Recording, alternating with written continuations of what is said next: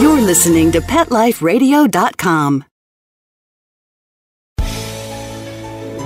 Is your pet stressed out? Does your pet need annual vaccines?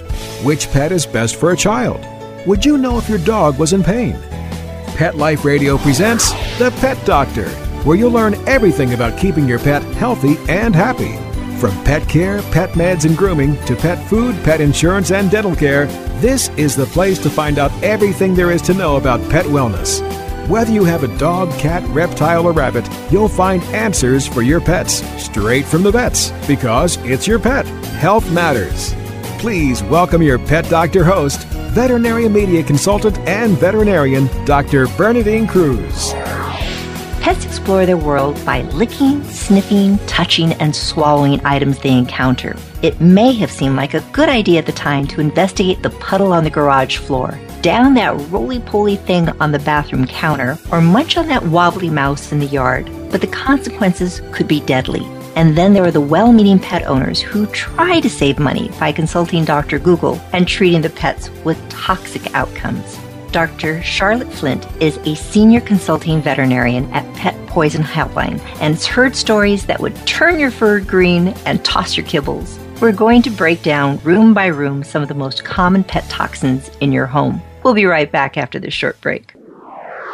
Please have a seat in the waiting room. The doctor will be with you shortly, right after these messages.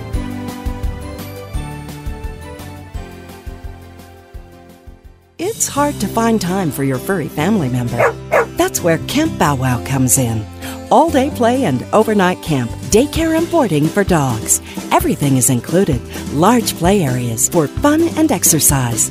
Spacious cabins, comfy cots, even live camper cams to watch from a computer or smartphone. Camp Bow Wow offers the best care and is the place to go where a dog can be a dog. For locations and more information, visit campbowwow.com. Let's Talk Pets on PetLifeRadio.com. Welcome back to the Pet Doctor on Pet Life Radio with Dr. Bernadine Cruz. The doctor is in, and we'll see you now.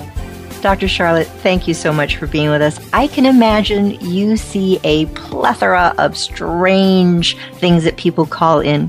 If you could, as we start, what's your background? How did you get into this? Sure, thanks for asking. I have been always very interested in animals. We've always had pets, and so, I think going into veterinary medicine was a natural choice for me. And as a veterinarian, I started my career especially working in emergency medicine and found that the toxicology side of things were some of my favorite and most interesting cases. And so I think it was a natural choice to move from doing some emergency and then also working here at our poison control center and being able to help pet owners in times of need and also veterinarians. We also certainly work closely with veterinarians as well and helping any poisoned pet or potentially poisoned pet and getting good outcomes for them. And that's most important, that good outcome.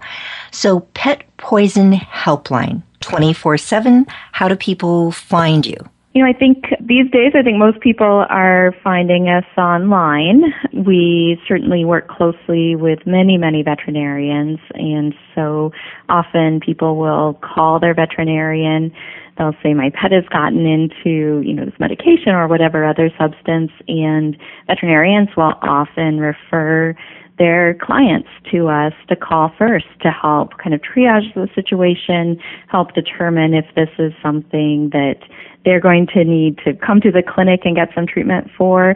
Sometimes things that sound really scary end up being fairly benign, and it's something we can just manage at home and are happy to do so when that's appropriate. But we certainly also like to work with veterinarians on cases and as kind of part of that pet's medical team and helping to put together a good treatment plan for them. So I think it's a combination. We certainly get tons of people that come through their veterinarian, and then also people find us online or sometimes even calling human poison control centers. They'll call up and thank you for bringing that up, because I know a lot of people say, "Oh, I'm just going to call 911," or they're going to call a human poison hotline, and that's really not appropriate, is it? It's not. 911, we do have people call occasionally through a 911 or through a police center, and they really are not set up. They really don't have the knowledge in the background to advise, and usually do refer pet owners to a veterinarian or to one of the poison control centers like Pet Poison Helpline.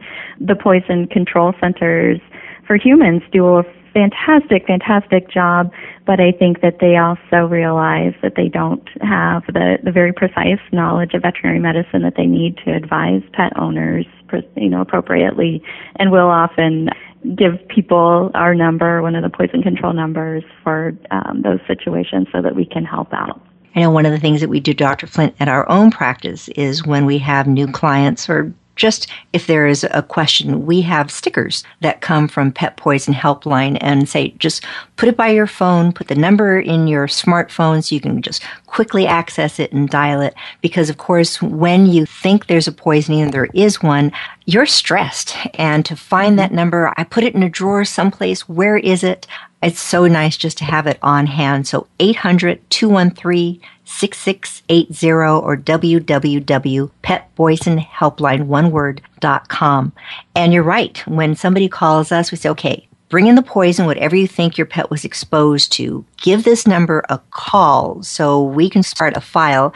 As you're driving in, do it hands-free so they can start getting some information. And there's a charge for this, isn't there? There is.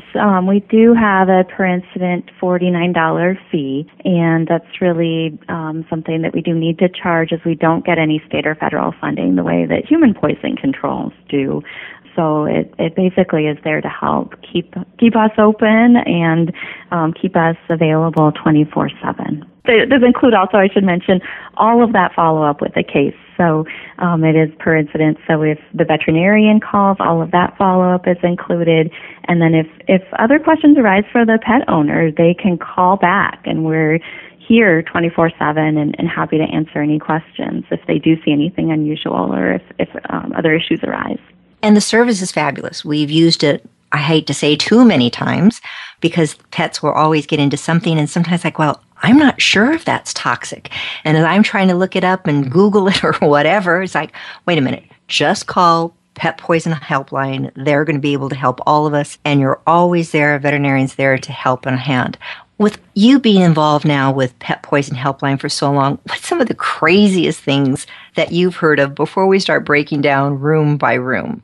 There are so many stories. I think some of the things that these dogs get into, and dogs especially, though certainly cats, so we treat all kinds of animals, but I memorably remember some cases where people have had, antique collections. There was someone who collected antique laundry products, and their dog got into it, and so we're trying to go back and find some information about what might have been used for ingredients in this laundry product. I think it was from 1920 or 1930. Wow. And trying to research something like that. There was someone who had this man collected taxidermied Easter scenes, and so he had a box delivered to the house, and the dogs had a doggy door, went outside and chewed into this, and then this was this 100-plus-year-old set of taxidermied chicks that this dog ate.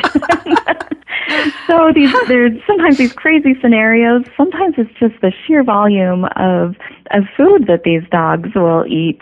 Dogs, especially around the holidays and Christmas, that people are calling up and saying, "Oh, we had this buffet set out. The dog ate 7 pounds of cookies and pounds of butter, and the turkey, and this just sheer quantity of food is sometimes just crazy, especially for some of the Labradors and other retrievers. So it's never a dull moment here." All right, let's start in the kitchen. I think that's a good place to start. Okay, sure. So you were talking about, getting into cookies. And sometimes people will call and say, okay, we know that chocolate is toxic, but my dog got into, it's a 7-pound Chihuahua and ate 7 Oreo cookies. Is that going to be a problem? How do you break it down? Sometimes, I think it's a bit case by case with some of these food ingestions. Sometimes If it's a purchased product, we have contacted the manufacturers of things like some of the brand name cookies and other chocolate products, and have gotten information from them and can say, from the information they've given us, this is going to be this amount of chocolate, and yes, this is toxic, or no, this isn't going to be a big concern. Sometimes if it's, a recipe, we'll actually have that person kind of give us the pertinent part of the recipe so that we can break down, okay, there were 12 cookies and 12 ounces of chocolate chips in this recipe, and so we can kind of break it down that way and determine what that exposure was. So usually we're, kind of doing a little bit of research depending on the situation and trying to get at least some kind of ballpark idea of how serious this is and then what we need to do about it. Other things in the kitchen. I remember it was probably 20 years ago. We have a pet that's trying to lose weight. Going, okay, why don't you just give it some grapes instead of giving it dog cookies because, that's going to be low calorie as such and just a little grape here or there. And then all of a sudden we're finding, oh no, grapes and raisins can be toxic. Have they ever figured out what the toxic component is of that? That is still a mystery. And one of the things that's frustrating about grapes and raisins is that it seems to be a very individual-based toxicity where some dogs seem just to be exquisitely sensitive to very small numbers of grapes and raisins. And there are dogs that, for example, live on wineries or other places where grapes grow and eat them frequently as they're wandering around their day and don't seem to have an issue. And so it's, I think, one of the more frustrating toxicities for us because we don't know what it is about the grapes and the raisins and those individual dogs that make them so sensitive. The good news is that, we know how to treat it. We know how to prevent these dogs from having issues with their kidneys. We just don't always know how serious a concern it is for that dog. And so it is one where it's a better safe than sorry situation, and we do generally treat dogs that get into grapes and raisins as a preventive measure to prevent them from having damage to their kidneys. Another thing that's interesting, oftentimes people trying to be either holistic or save money will go, okay, I've had problems with fleas in the past, and going to Dr. Google, and it goes, all right, what you can do is add garlic to their food because the garlic will repel mosquitoes and fleas. But onions, garlic, and chives, as I understand, can all be toxic. They can. And this is one also where it's the dose makes the poison. So it is a very individual situation where if a dog gets into, especially a big dog gets into a small amount of onions or garlic or chives in food, that generally isn't going to be a concern for them. But we do sometimes have dogs that will eat large amounts of onion or garlic or chives or these other allium products and can become poisoned from it. And it is also a situation where cats are much more sensitive to onion and garlic and the allium plants as compared to dogs. So we generally do look, was this a one-time situation where he just ate a little bit of food? How much of it do we think he ate? What species? How big is this dog? And then can help determine if that's going to be a toxicity worry or not. What signs would they be looking for? With onion and garlic ingestions, we sometimes will start out by seeing some stomach upset symptoms, so things like vomiting and diarrhea. But the concern is that there are compounds in these plants that have the potential to cause damage to the red blood cells. And so dogs and cats that get into toxic amounts of onion, garlic, or chives can become anemic. And then going along with that anemia, usually your dog or your cat they lose their pep, they're more lethargic than usual. Sometimes they will seem weak or wobbly, sometimes breathing more heavily.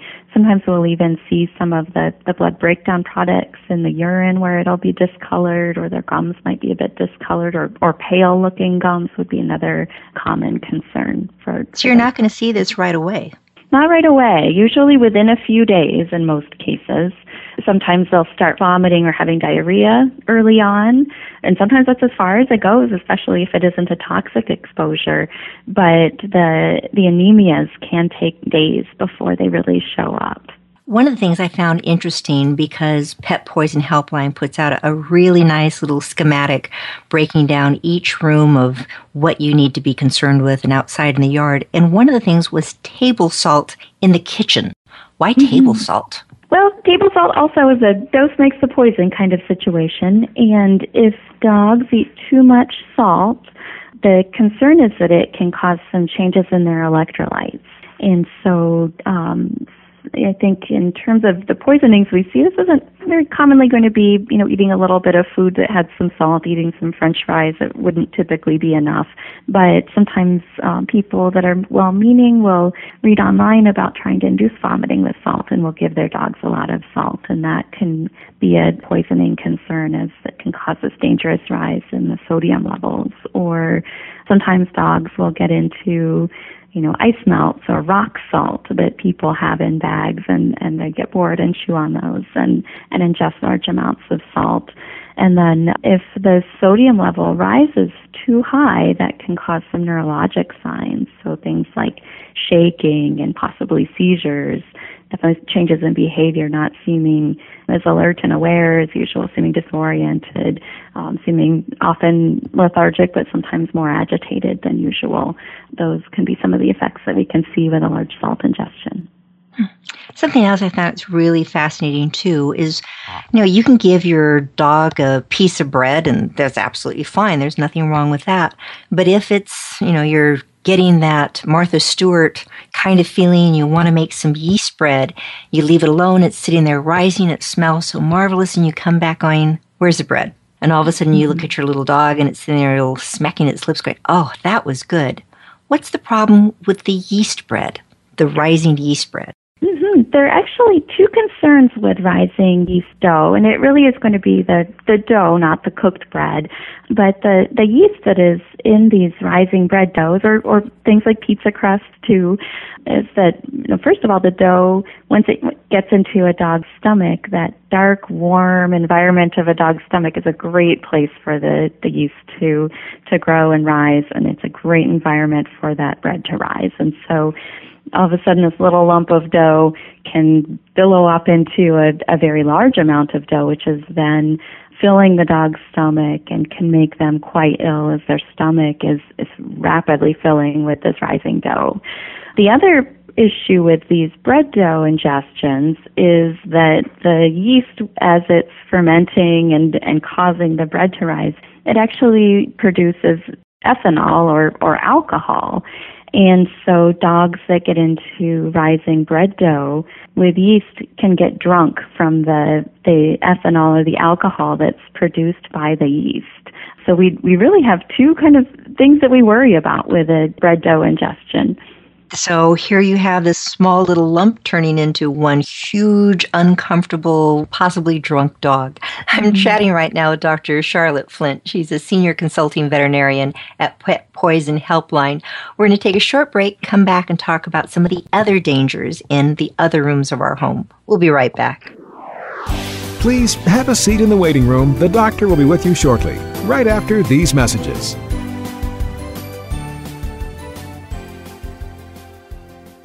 When we ran out, we stopped using it. Why would you stop? Why undo all the good that's been accomplished? We thought everything was fine, and that was not a good thing. No. He started stinking. It was awful. Shedding comes back, loss of hair, lots of dandruff. Scratching will return. His shedding will increase. If I ever took Roy off of Dinovite, he would go back to his hair loss. DINOVITE.com.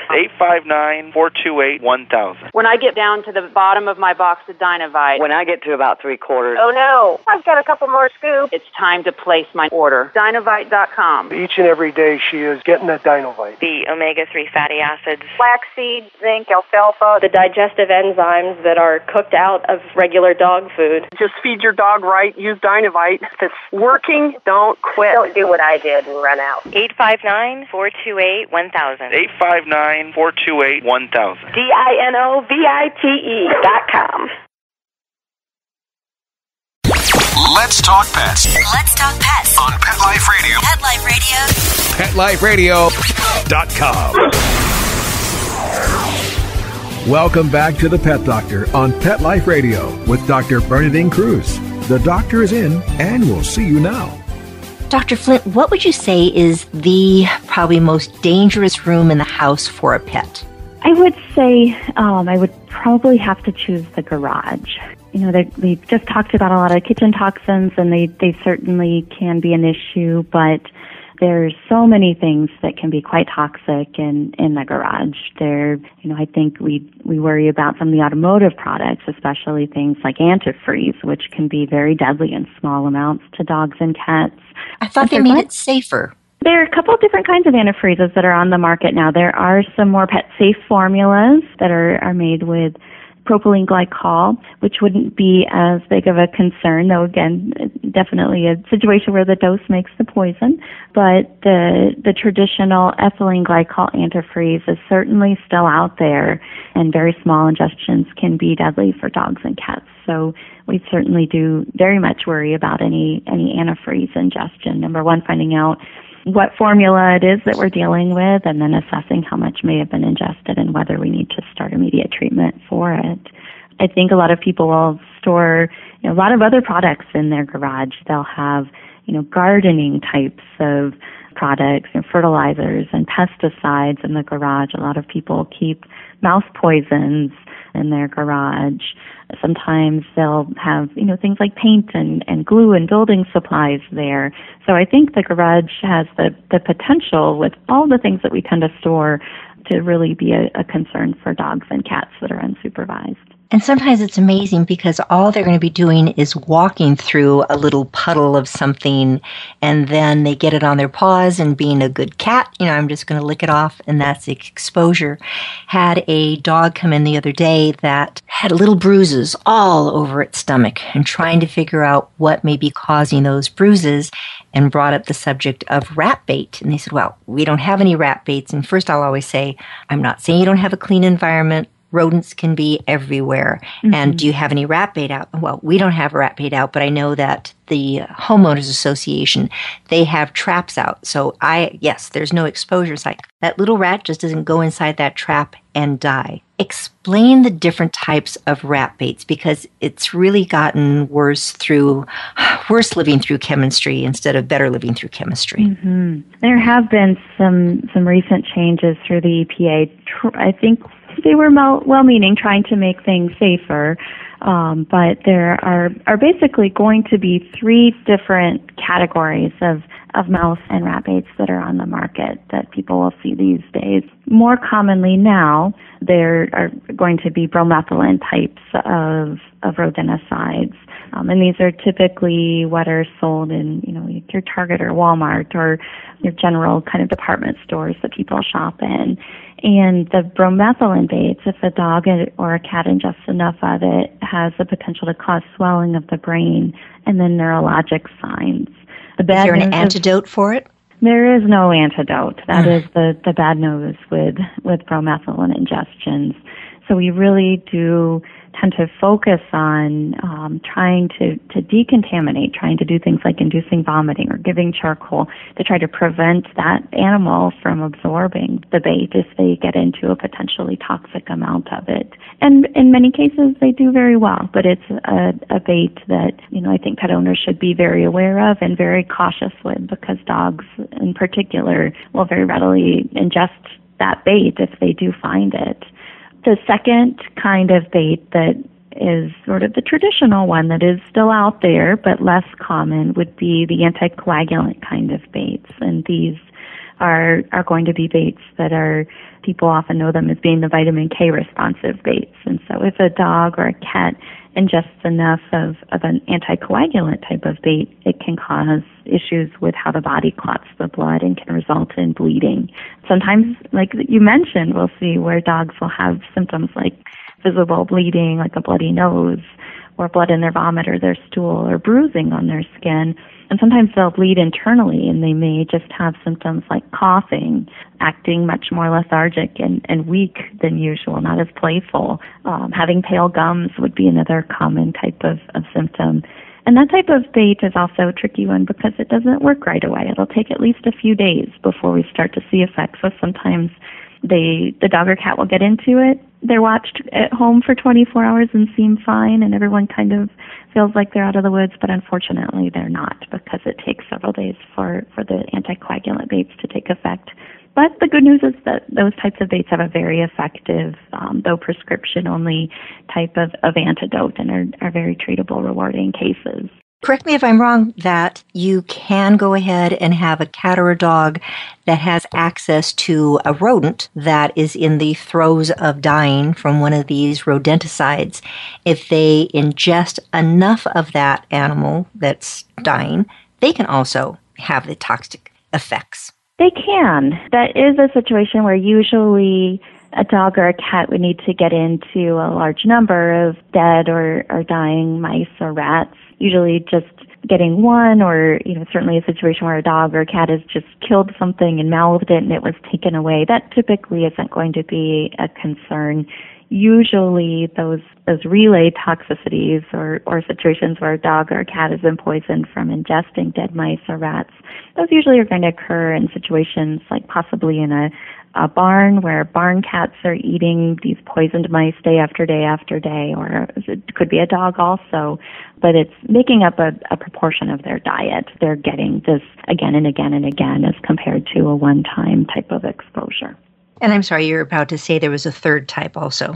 There is a third type of bait. This one, fortunately, isn't as common, but it is out there.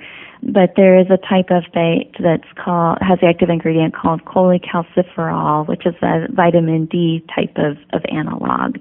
And the concern when dogs or cats get into even small amounts of that type of bait, that one is unfortunately quite potent, is that it can cause the blood calcium levels to rise very high. And then if that isn't treated, the organs in the body, especially the kidneys, can then mineralize or calcify. And then dogs and cats can go into kidney failure because their organs can't function because of this very high level of calcium that's in their body. And that unfortunately also does not have an antidote. So usually a treatable situation, though unfortunately a very prolonged and tends to be expensive type of treatment for it. Across the United States, spring has finally come, and in my small backyard, I go out every morning and I do my snail search because I have cats that are allowed in my backyard, but I don't want them to be exposed to anything. So I go through and I find the snails, and then I pick them up and I fling them over my fence into a common area, and I figure if they survive the flight, they are more than willing to live someplace else, just not in my backyard. What can people do for snails and slugs that are safe? Because there are so many toxic products that are out there. There are. I think the most toxic one that I would recommend avoiding if you have pets would be the slug and snail baits that contain something called metaldehyde. And the concern with that type of snail and slug bait is that if dogs or cats get into enough of it, it can cause them to have symptoms like tremors and seizures. So that is one that I really do recommend avoiding if you have pets. I love your idea of just going out and trying to move these out of your yard. That's certainly very work intensive, but it's the safest option. There are some kind of fun too. It would be. I can see that. As long as you don't have an animal that likes to fetch, I guess. There are some iron-based slug and snail baits that are often sold as being pet safe. And I think that they are safer products as long as a dog or a cat can't get into a large amount of it. We have had a few pets that have been poisoned, and these are usually situations where they're going and getting into a big bag and ingesting pounds of it. So if you're very cautious, make sure that your pet can't ingest large amounts of those baits. Those can be safer options, especially compared to the metaldehyde.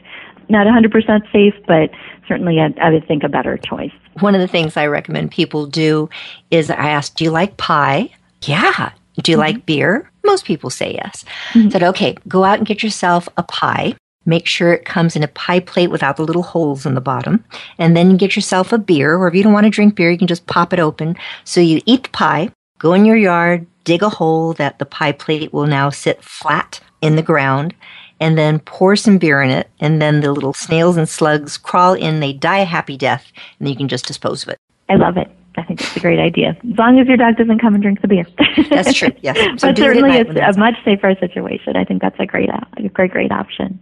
What are some other things out in the yard and garden before we go back into the house that can be toxic typically that you see the biggest problems with? I think some of the plants that can be out in the yard and garden would be, something that's really coming to mind. I always worry about cats and lilies, and when I'm talking about lilies, I'm really talking about your true lily or your lilium species, or also the daylilies.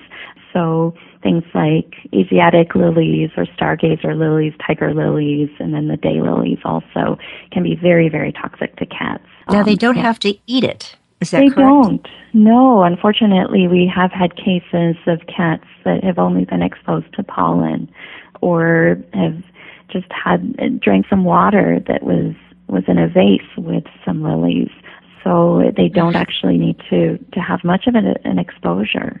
And I really recommend not bringing these into the home and trying to keep all lilies away from cats. And there are, things like calla lilies and Peruvian lilies, which aren't going to be in that family, that can be safer choices.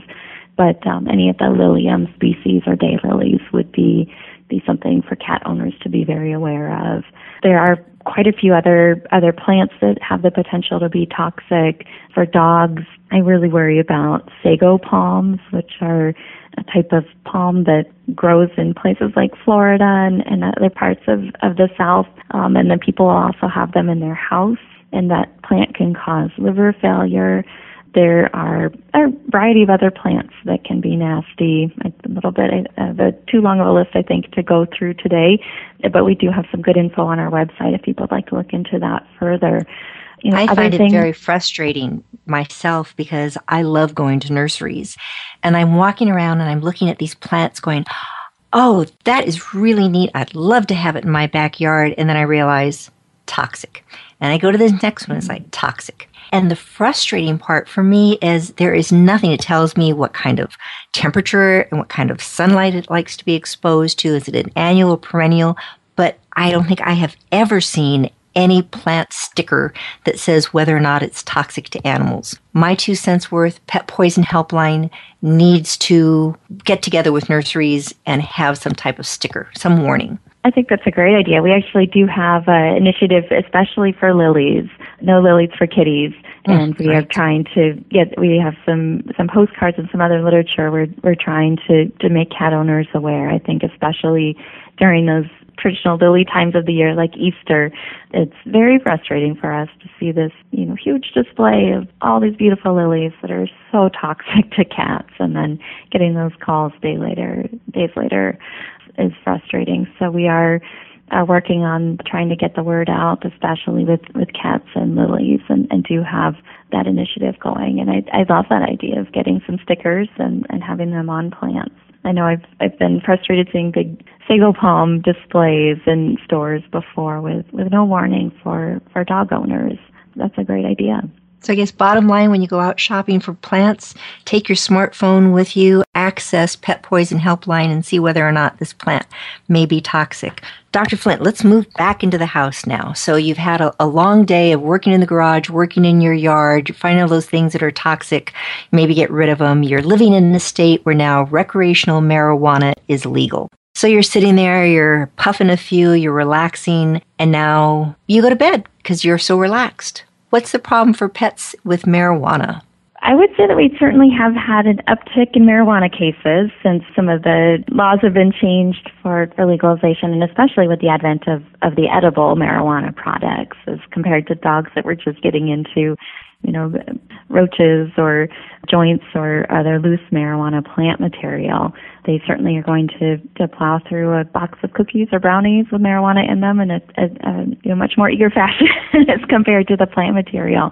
And what we can see when dogs, and really mostly dogs, I would say we've had a few cat cases, but mainly dogs, but when pets get into marijuana, they usually are going to show similar effects to people. So they will get what people call stoned. They get kind of sleepy and dopey.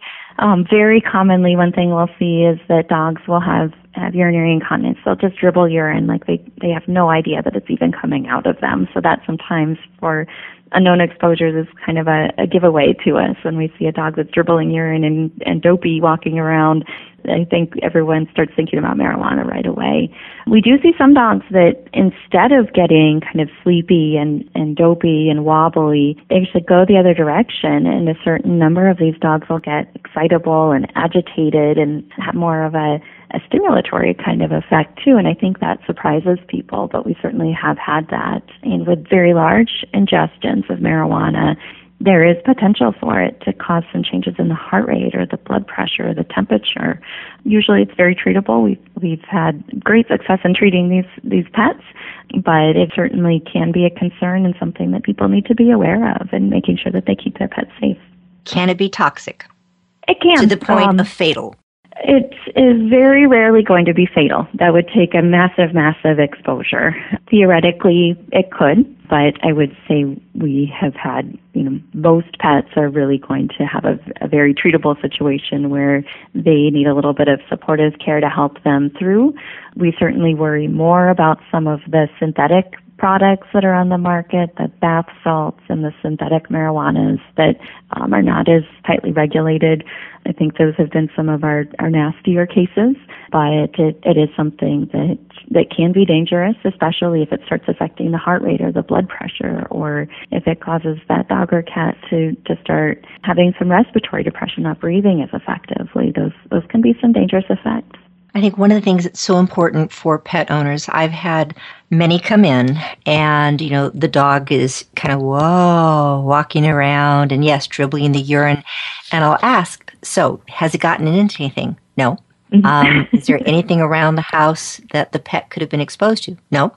How about any recreational or pharmaceuticals? Nope. Okay. I don't care. I'm not going to call the police. Mm-hmm. I'm just here trying to help your pet. Could it have gotten into marijuana? Fine.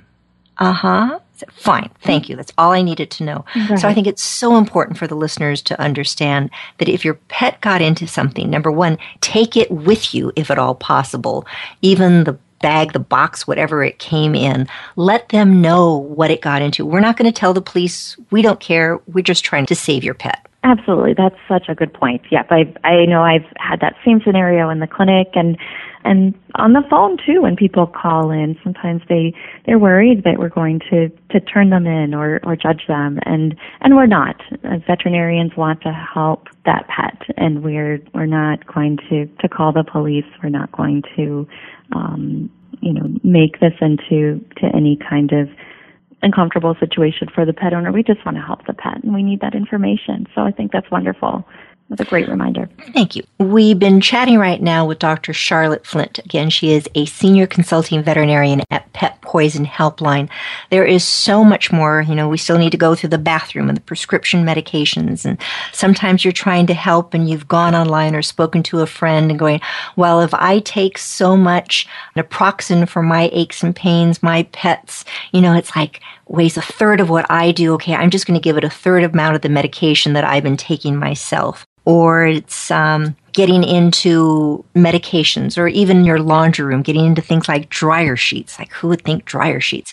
There's so much more out there that people really need to become educated about. Where can they go, Dr. Flint, to get more information kind of room by room? Well, we have some great information on our website, which is www.petpoisonhelpline.com. And we have some fantastic guides to pet safety on there, some information written for pet owners, and some of them are specifically for cat owners or dog owners. There we have information about creating a pet poison first aid kit. What are some of the signs of poisoning in dogs and cats? Ways to poison-proof different areas of your home. So we do have a lot of information on our website and are certainly available 24/7 over the phone as well to help out if pet owners have other questions or concerns. They're certainly welcome to call. And what do they have? A bird, a hamster, a snake, or a horse? They can certainly call as well. We will treat and advise on any animal. We've spoken with zoos about different wildlife exposures and zoo animal exposures that they've had. We talk to large animal vets. We talk to exotic vets. and pet owners all the time. So sometimes some of that information that is very species specific can be a little hard to come by, and we certainly do our best to make the appropriate recommendations for that species of animal and help out however we can. Fabulous. Well, thank you. So again, I've been speaking with Dr. Charlotte Flint. This is Dr. Bernadine Cruz of the Pet Doctor. You've been listening to Pet Life Radio. Thanks a lot for listening. Please tune in again next week. We'll have more information on how to make you the best possible pet owner. Thanks for listening. Pets can be a wonderful addition to your life because they're a member of the family. Keeping them healthy and happy is important. Pet Life Radio presents The Pet Doctor with veterinarian media consultant and veterinarian Dr. Bernadine Cruz. Whether you have a dog, cat, reptile, or rabbit, you'll find answers for your pets straight from the vets. The Pet Doctor, on demand every week, only on PetLifeRadio.com.